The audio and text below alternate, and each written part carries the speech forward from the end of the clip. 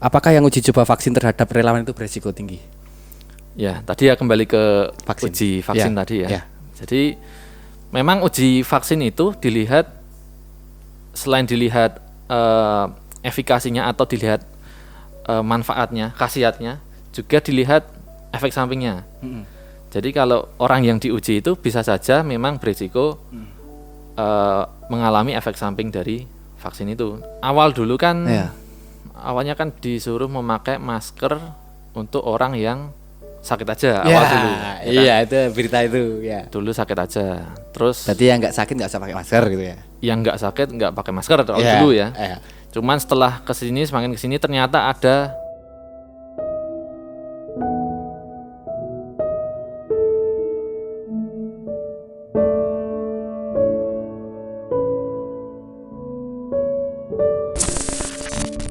Oke, ketemu lagi dengan saya Ogi SE Sarjana MC di Debat Terus. Nah, kali ini saya sendirian.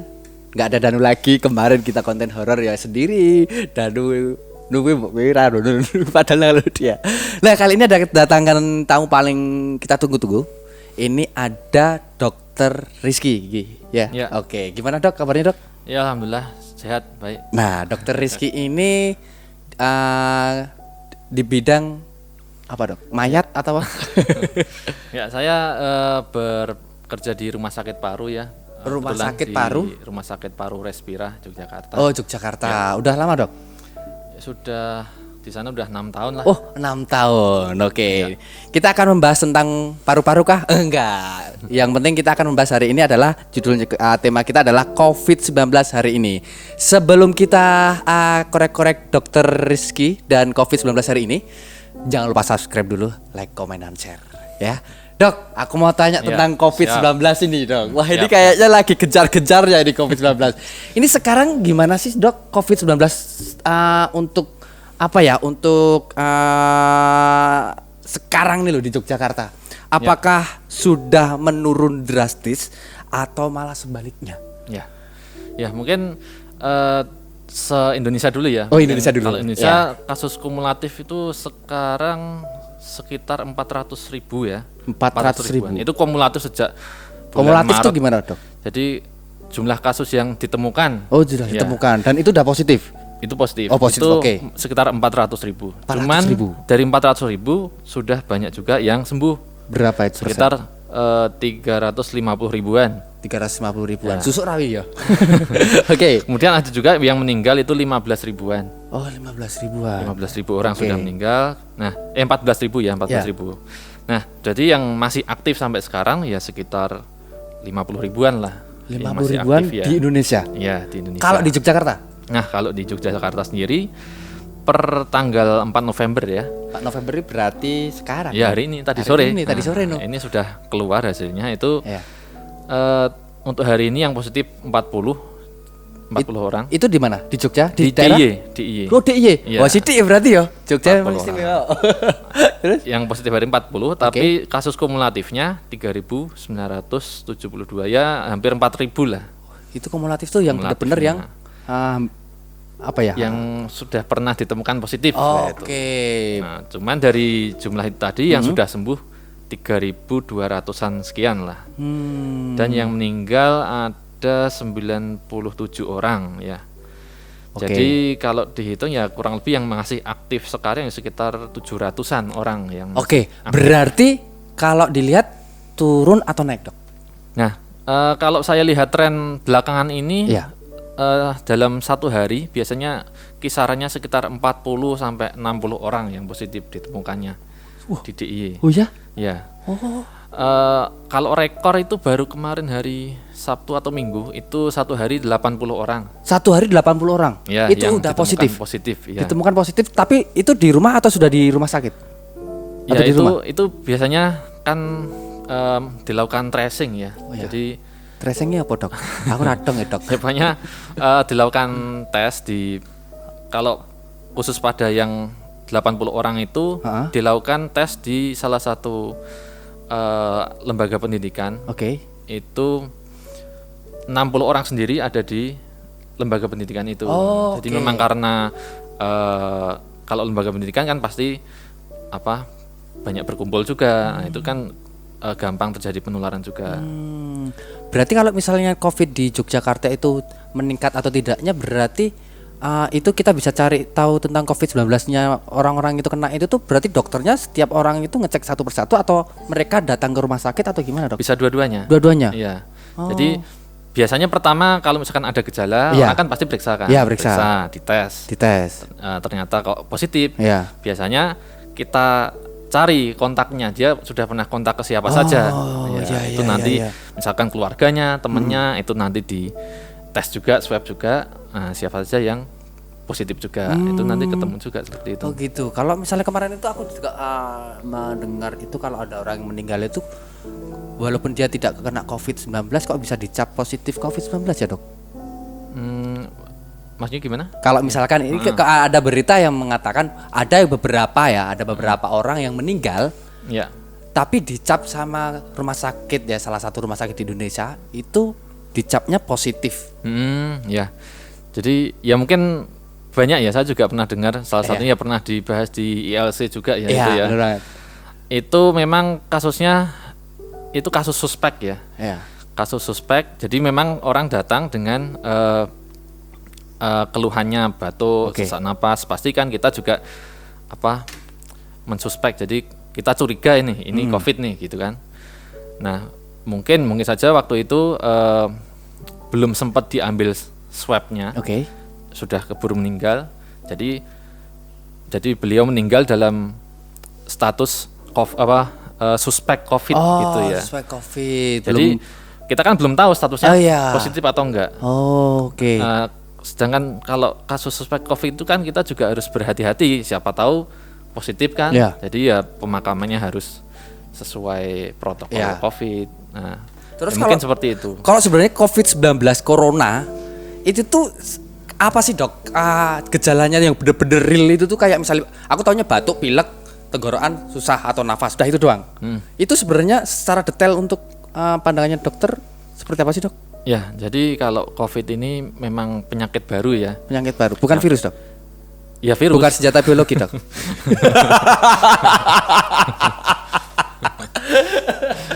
Ya, dia penyakit baru. Oh, penyakit baru, oke. Penyebabnya virus. Oh, penyebabnya virus, oke. Virusnya datang dari mana? Ya itu saya juga nggak tahu. Oh, loh, katanya dari Cina ya, Dok. Nah, itu nanti ya. Oh, nanti ya. Bahasnya Oke, nanti. Ini apa ini? Ini kita akan bahas tadi. Oke, Dok. Apa sih Ya. apa ciri khas?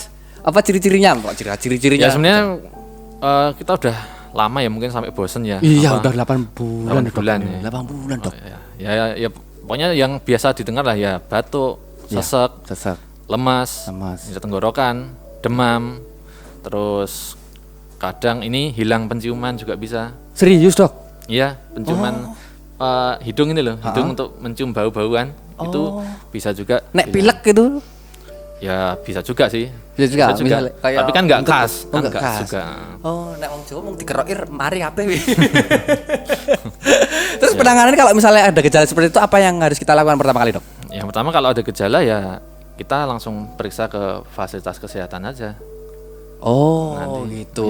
Oke, kita akan ngobrol secara detail lagi tentang COVID-19. Apakah itu adalah ada konspirasinya, atau itu benar-benar adalah senjata biologi, atau itu adalah sebuah mainan aja. Oke, jangan kemana-mana, tetap di Debat Terus.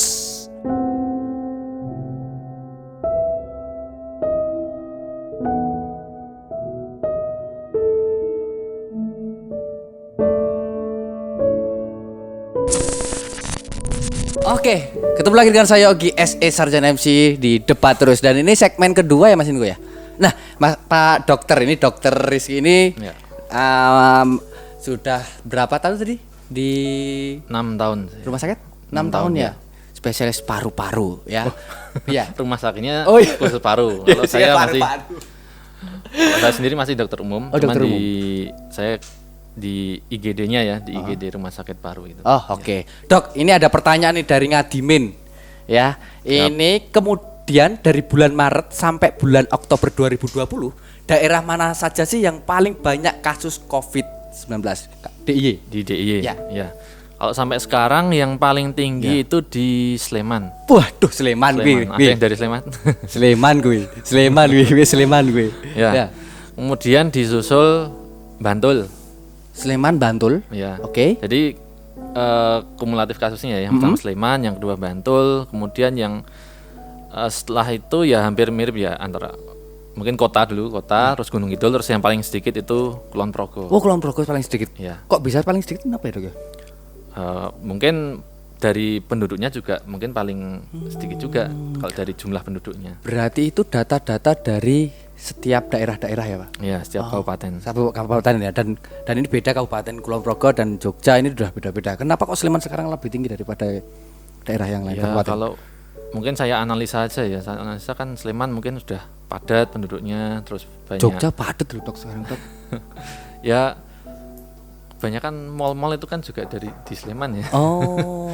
Ya, terus kemudian banyak apa ya, pendatang, banyak pemukiman. Ya, mungkin tempat-tempat seperti itu yang banyak apa menyebabkan penularan COVID juga. Apa mungkin sekarang itu masyarakat sudah bosen, Dok, tentang yang namanya COVID-19? Ya, ya jelas. Ya saya juga bosan sih sebenarnya.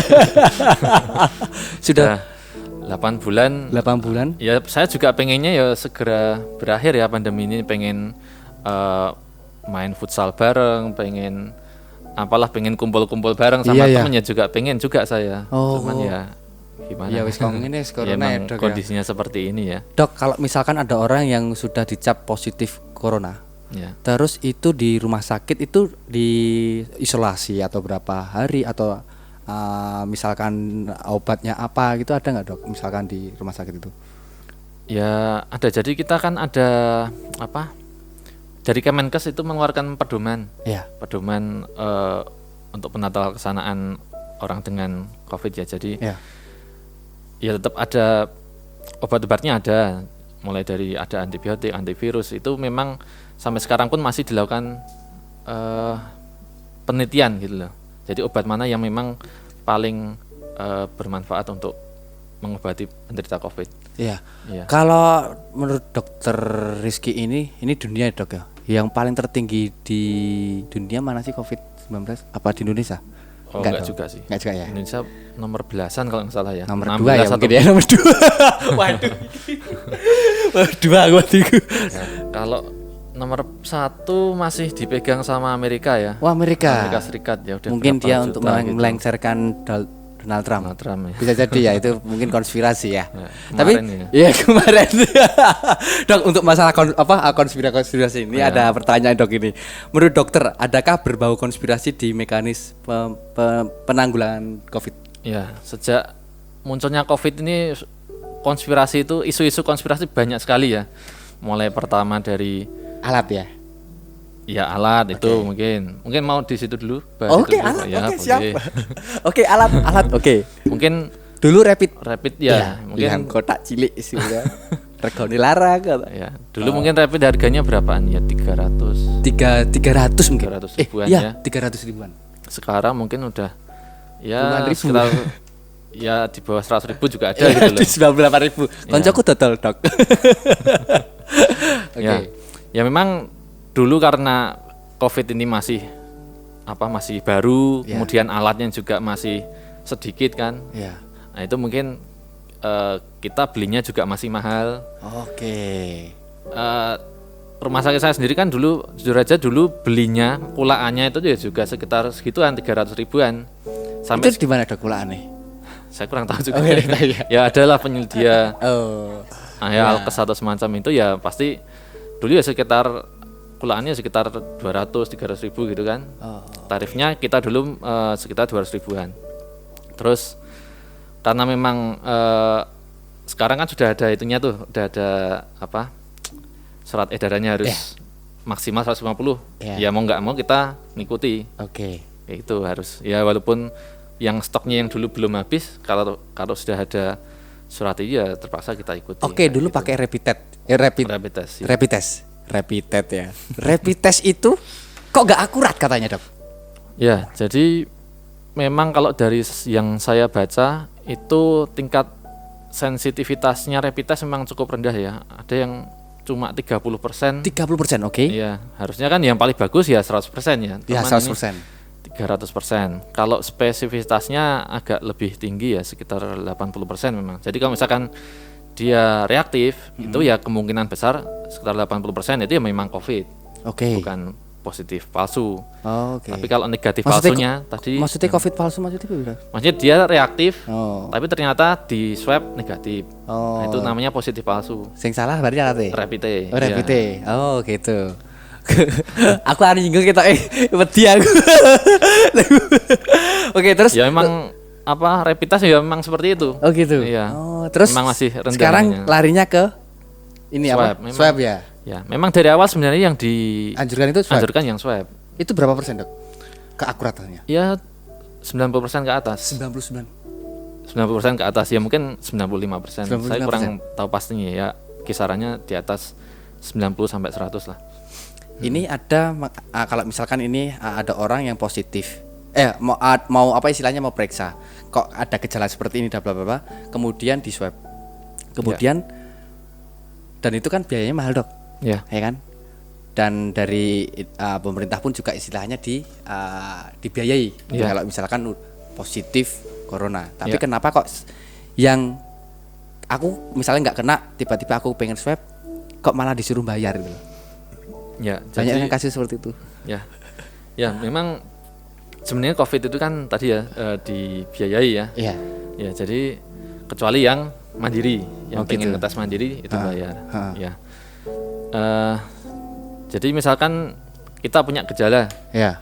batuk atau sesak, terus datang ke rumah sakit misalkan. Ya. Dari rumah sakit dilakukan pokoknya kita ikuti saja, apa namanya, instruksi dari rumah sakit. Misalkan suruh swab, ya ikuti aja. Kita kan punya, misalkan dengan punya BPJS. Oh ya. Nah itu kalau misalkan rumah sakit sudah nge-swab, ya itu udah ditanggung berarti. Oh gitu. Suspek itu Kalau misalnya nggak punya BPJS, Dok. nggak punya BPJS, kalau nggak punya BPJS ke rumah sakit di Ya. swab. Oke.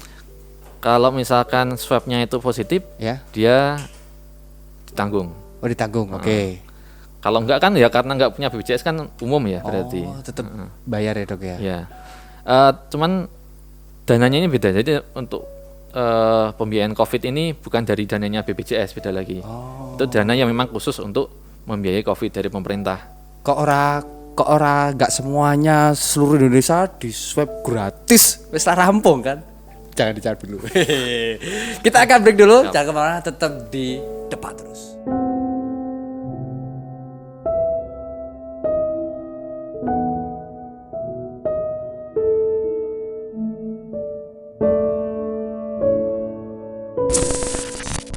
Oke, ketemu lagi dengan saya Ogi. Nah, masalah tadi misalkan di swab gratis se-Indonesia, kan kita kan bakalan tahu mana yang positif kita sendirikan, terus yang nggak positif ya wis jalan Iya. wae.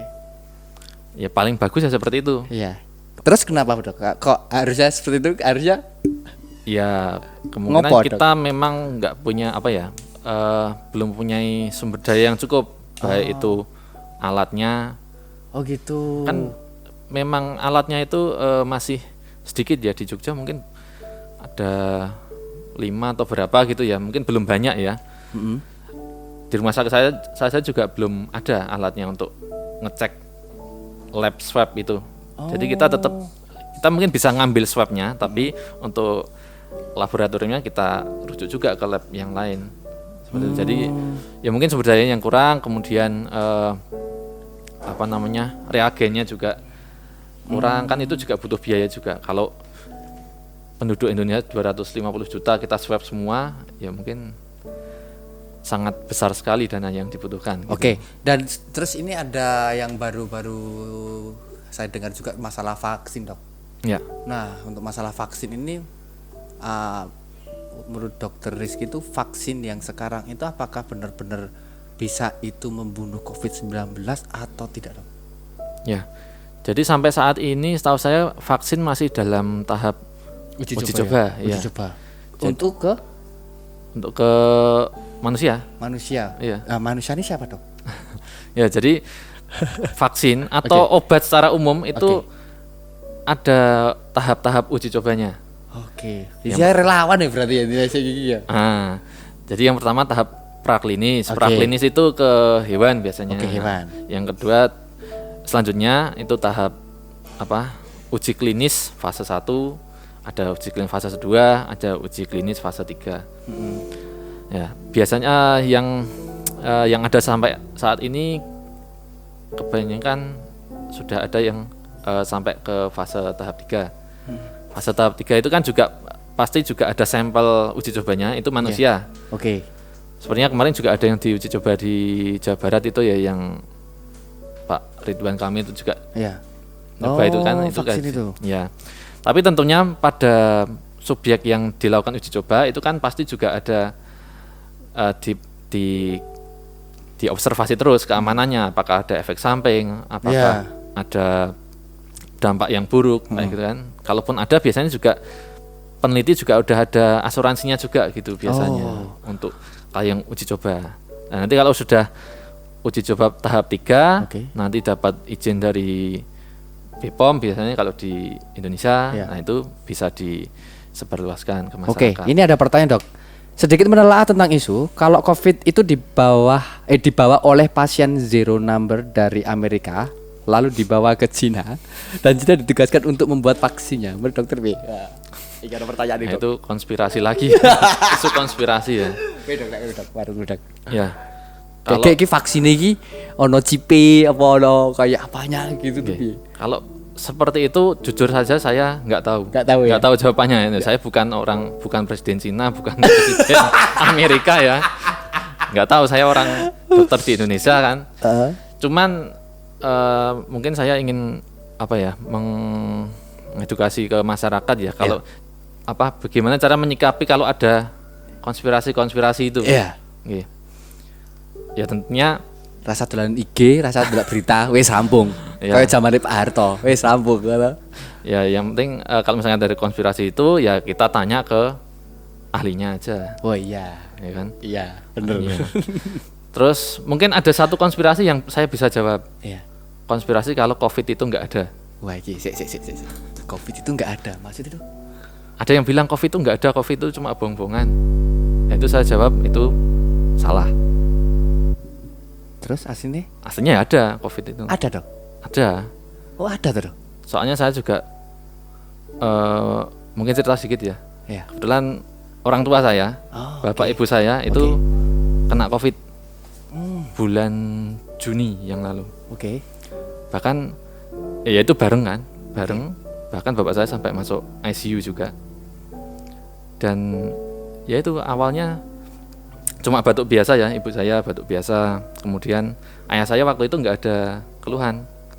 Kemudian ternyata dicek positif, dirawat di ruang isolasi. Awalnya ayah saya nggak ada gejala sama sekali. Tapi ternyata mungkin seperti yang banyak muncul itu ya, di happy hipoksia itu ya. Nah itu ayah saya awalnya nggak ada gejala, ternyata dicek saturasi oksigennya ternyata cuma sekitar 80-an. Loh, terus aku mau tanya dok, loh ayahnya dokter Rizky itu dari mana? Kok bisa gejala COVID? Kan di rumah atau di mana? Nah waktu itu memang cek rekodnya di kemana? Waktu Juni itu ya, itu mungkin ya kita nggak tahu ya pastinya dari mana ya. Ya bisa jadi dari ya kan nggak mungkin di rumah terus ya. Kadang ke ATM lah atau beli belanja lah atau apa. Bisa jadi.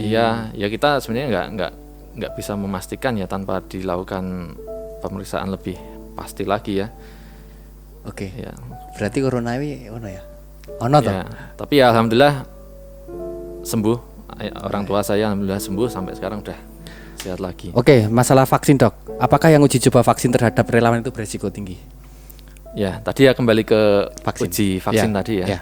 Jadi memang uji vaksin itu dilihat, selain dilihat efikasinya atau dilihat manfaatnya, khasiatnya, juga dilihat efek sampingnya. Jadi kalau orang yang diuji itu bisa saja memang berisiko mengalami efek samping dari vaksin itu. Kalau ada risikonya jelas ada. Tapi itu nanti yang diobservasi kan. Kalau misalkan muncul efek samping ya tentunya ini vaksin ini nggak aman. Kalau nggak aman ya tentunya nggak diloloskan, nggak disebarluaskan ke masyarakat. Itu butuh berapa bulan dok? kalau itu bisa dicap vaksin itu diketok baru disebarkan disuntik ke semua orang? Ya, kalau lihat dari yang penyakit-penyakit yang lain yang sebelum-sebelumnya itu bermacam-macam memang. Oke. Ada yang beberapa tahun, ada yang mungkin 2 tahun. 2 tahun. Ya. Jadi kalau kemarin diperkirakan dari awal corona dulu ya, diperkirakan kalau dari uji coba sampai bisa disebarkan ke masyarakat sekitar 1,5 tahun ya. 1,5 tahun Ya lagi paling ada. cepat ya mungkin sekitar pertengahan 2021 nanti. Ya Allah Gusti, paringono sabar. Cuman kan ini ada beberapa, mungkin ada yang dari Cina, ada yang dari Rusia, itu kan sudah apa namanya, sudah tahap 3, Oke. uji tahap 3, mungkin bagaimana nanti hasilnya mungkin bisa lebih cepat dari itu kemungkinan. Apakah Jogja sudah mendapatkan vaksin dari Kemenkes? Setahu saya belum. Belum ya? Soalnya kalau misalkan sudah, harusnya saya sudah dapat. Oh iya. Kan katanya kalau vaksin sudah ada didahulukan Oh. tenaga medis. Oh iya. Nah, Apa sepertinya saya apa belum tertahan masuk. di sana?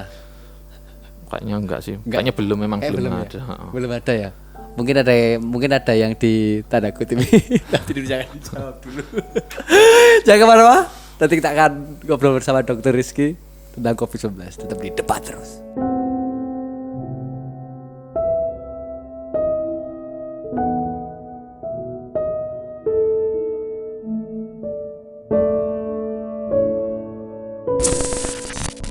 Oke, ketemu lagi dengan saya Ogi dan kali ini ada segmen keempat dan ini hampir terakhir pertanyaan Dok. Ini ada pertanyaan, apakah nantinya vaksin tersebut diberikan ke orang yang tidak terpapar COVID untuk antibodi atau justru diberikan ke orang yang reaktif terhadap COVID?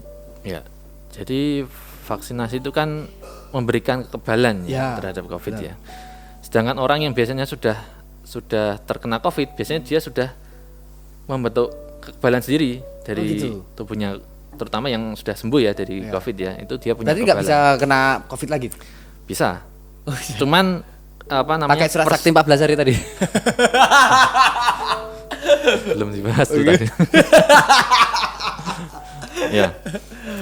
Cuman persentasenya lebih kecil. Oke. Lebih kecil karena dia udah punya kekebalan. Tapi kekebalan itu kan juga bisa menurun juga. Oh. Walaupun sudah pernah kena, punya kekebalan, tapi bisa imunitas juga bisa turun, bisa kena lagi Yang juga. usia berapa Dok? Kalau misalnya rentang kena corona itu usia berapa Dok? Kalau kena coronanya sebenarnya Semua semua bisa? usia berisiko Rata? kena ya. Tapi untuk mengalami gejala yang berat itu biasanya pada yang kekebalannya lemah, biasanya pada Lemah orang ya? tua Oh ya, atau 50 ke atas ya. Iya, 50 ke atas Oh. atau dengan penyakit penyerta. Oke. Ya. Oke. Terus masalah tentang masker, Dok. Ya. Masker itu katanya ini sekarang itu harus yang SNI, koyo helm wae atau SNI ya kan. Dan menurut dokter gimana, itu ada berita seperti itu dan saya pun juga bingung. Wong saya mau pakai masker saja ya pengap banget gitu dan sekarang harus pakai SNI itu menurut dokter gimana, Dok? Ya. Sekarang katanya kan suruh SNI ya. Mungkin Iya. sejak awal dulu kan Iya. awalnya kan disuruh memakai masker untuk orang yang sakit aja awal dulu. Ya kan? Iya, itu berita itu ya. Dulu sakit aja. Terus Berarti yang nggak sakit nggak usah pakai masker gitu ya. yang nggak sakit nggak pakai masker awal Iya, dulu ya. iya. Cuman setelah kesini semakin kesini ternyata ada OTG. OTG yang nggak ada gejala. Oke. Bisa saja dia orang sehat tapi dia positif corona. Makanya disuruh orang sakit dan sehat pakai masker semua, ya, biar nggak ada penularan. Terus maskernya yang gimana gitu kan? Ya. Kalau dari dulu setahu saya memang yang direkomendasikan itu kalau pada tenaga medis masker bedah seperti Ya, ini yang ya, gini, oke. 3 lapis juga. Dan pada masyarakat biasa itu biasanya kain 3 lapis. Kain 3 lapis. Ya, Ora iso ambegan, Dok. emang seperti itu. Soalnya Harus ya. kan sekarang kan makanya yang masker scuba, Heeh. masker yang 1 lapis itu kan katanya nggak boleh kan? Nggak boleh, ya. Nah, karena ya cuma 1 lapis itu tadi. Kalau 1 lapis kena percikan droplet, dia masih bisa malah bisa pecah menjadi droplet yang lebih kecil-kecil lagi. Mungkin orang-orang yang misalnya kayak sesak nafas itu mungkin yang gara-gara masker banyak itu mungkin itu. Kelamaan pakai masker bisa jadi. Ya sebenarnya kalau sesek pakai masker sebenarnya itu perasaan kita aja sih. Oh gitu. Soalnya saya kan pakai masker yang lebih sesek dari ini. Oh ya, apa yang khusus itu apa? N95. N95 itu. Itu saya cek saturasi ternyata masih bisa 100%. Jadi ya walaupun memang saya juga merasa sesek, tapi buktinya kalau dicek saturasi oksigen masih bisa 100%. Jadi ya mungkin ya memang kita nggak biasa pakai masker, Iya, terus suruh pakai masker ya jelas Masa barang rasanya dewe sesek. ambekan tarik meneh, ambekan tarik meneh. Ini berbahaya kan? Ya menurutku berbahaya sih, menurutku ya. Dok, ini ada pertanyaan terakhir, Dok. Silakan berikan sisteman apa? Stop, Mas Gogi. Santai. Aku kita udah ngopi, Mas. Silakan berikan statement, Dok, yang membuat masyarakat Jogja merasa aman dan tidak menjadi panik terhadap COVID-19. Ya.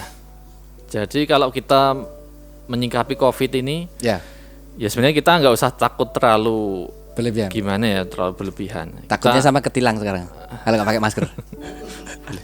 Kenapa? Bener kan? Iya. Itu, Dok. juga, ya walaupun sebenarnya agak ini ya. Kita tidak takut corona, tapi kita takut kalau kita ketilang. Soalnya walaupun ya saya naik mobil misalkan, Iya. naik mobil sendirian. Iya. Padahal sendirian kan ya harusnya nggak pakai masker ya nggak apa-apa. Ya apa ora nopo kae jero ya. Kok ditilang lho. Cuman Terus ya uangnya karena ada tilangan ya saya pakai Oh dulu. iya. Terus uangnya kemana gitu loh ya? Yang ditilang ya. Inspirasi banget ya. Ayo, Dok, apa itu terakhir, Dok? Ya. Statementnya, Dok. Tadi ya balik ya. Jadi Ya. kalau menyikapi ini jangan takut berlebihan, Oke, jangan takut berlebihan. tapi harus tetap waspada. Tetap waspada, Ya. itu penting banget ya. Ya. Jaga jarak tetap ya, Dok ya. Ya, Kemudian apa lagi, Dok? mencuci tangan, Mencuci tangan, pakai masker, pakai masker, itu kan 3M ya. Ya, Tapi 3M. sebenarnya masih ada MM yang lain. ya, makan jangan lupa. Makan. Ya, nek ding masker terus padang piye ra iso padang, padha wae. Ya. Itu aja. Terus mencegah stres. mencegah stres sih piye maksudnya? Ya, stres itu kan menurunkan imunitas. Oh, ndelok beritane kok ngene, wah iki COVID wae. Ya salah satunya itu ya, Ya. boleh kita lihat berita yang positif-positif aja. Kita nggak bisa membedakan mana yang positif mana yang negatif. Soalnya padha wae hoax kabeh mbok iki bener iki politik, iki mbok politik apa ora. Iki ketoke ya COVID iki ana konspirasi politik ketoke. Terus apa lagi, Dok? Terus yang lain Makanan yang bergizi ya, Dok ya. makan bergizi, terus gizi cukup, istirahat cukup. Istirahat cukup. Jangan lupa berolahraga. Wah, itu penting itu berolahraga. Tetap pakai masker. Nah, ini juga pembahasan lain lagi nih. Pak, harus pakai masker, Dok.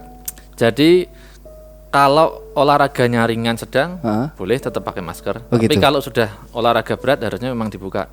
Oh gitu. Iya, maskernya. Contohnya apa, Dok, yang berat? Kayak lari-lari misalnya mubeng alun-alun apa? Lari kan ada jogging. Ya, ya ada- jogging misalnya jogging. Nah, jogging itu termasuknya ya ringan sampai sedang lah. Yang sedang ya. Kalau naik lari ya berarti kudu Ya. copot ya. Ya. Oh, Kalau gitu. lari yang sprint itu ya harus dicopot. Perbedaannya gini aja, kalau kita masih bisa ngomong, masih Ya. bisa ngomong kalimat lengkap itu masih olahraga yang ringan sampai sedang. Kalau oke. yang sudah sampai terengah-engah, nah itu berarti udah olahraga berat. Oke. Dicopot aja maskernya, nggak Dok, apa-apa. aku ada pertanyaan terakhir, Dok. Waktu kemarin demo di Yogyakarta dan di Indonesia, Ya, apakah itu meningkat virus corona?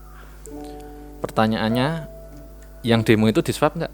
Nah, itu. Enggak mungkin. Mungkin kita yo brul kabeh. Ya, ya coba aja di swab. Oh, di swab. Ya, cuman saya juga nggak tahu hasilnya nanti gimana. Berarti coronanya mukbang ya. Mukbang makan bareng-bareng masak. Oke, itu saja, Dok, yang disampaikan, Dok. Ada yang mau disampaikan lagi tentang Ya, COVID-19? Apalagi ya? Ya mungkin kita menyikapi corona misalkan Enggak kita usah takut. ya kayak Yang kita penting ini aja waspada. menyikapi kita sama ular aja. Ular itu bisa menggigit kita, Mm. bisa menyebabkan kematian. Mm-mm. Terus apa kita harus takut sama ular? Oke. Ya nggak juga, tapi kita tetap waspada. Waspada. Kita hindari hindari ular itu ya. dengan cara yang Caranya dengan tadi. itu tadi. Kayak gitu aja sih. Mencuci tangan, Gampang jaga sebenarnya. jarak sesuai protokol, kemudian ya hand sanitizer gue adus gitu. Ya. Oke, itu saja, Dok. Dan kalaupun misalkan kalau tadi ya analogi sama ular, misalnya kita harus ke sawah, sawah kan banyak ular. Ya. sebagaimana dengan COVID, kalau misalnya kita ke daerah yang banyak COVID-nya atau mungkin saya seperti tenaga medis ya pakai APD. Gitu. Ya, jadi sebenarnya ada cara-caranya untuk mencegah itu tadi. Banyak sebenarnya, Iya. tergantung kitanya harus bisa jaga diri apa enggak. Ya, betul. Oke, terima kasih Dokter Rizky mengasih informasi yang begitu ya bermanfaat banget tadi di Yogyakarta. Tadi sudah tahu kita data-data yang sekarang. Jadi buat teman-teman silakan Anda bisa komen di bawah ini. Ternyata corona sudah hilang, katanya corona masih ada, terserah kalian. Oke, jangan lupa subscribe, like, komen, dan share. Terima kasih Dok. Ya, Tetap di sama-sama. Debat Terus.